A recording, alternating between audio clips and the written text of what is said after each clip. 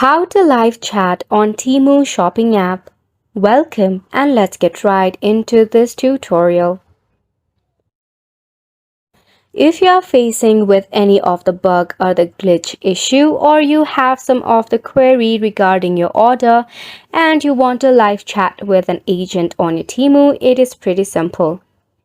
All you need to do is start off by launching your Temu application in your mobile device.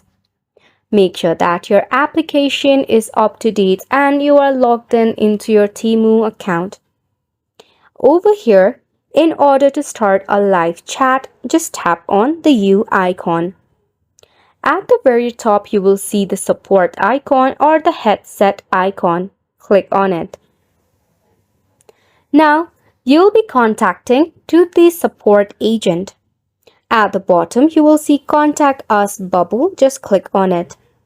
After which you can live chat with the agent of Temu. To continue with the conversation, you can just type in order history or any of the query that you have. After which, the Temu assistant will get back to you with required solution or any of the instructions that you need. And it's a wrap for the video as well. Thank you so much for tuning in.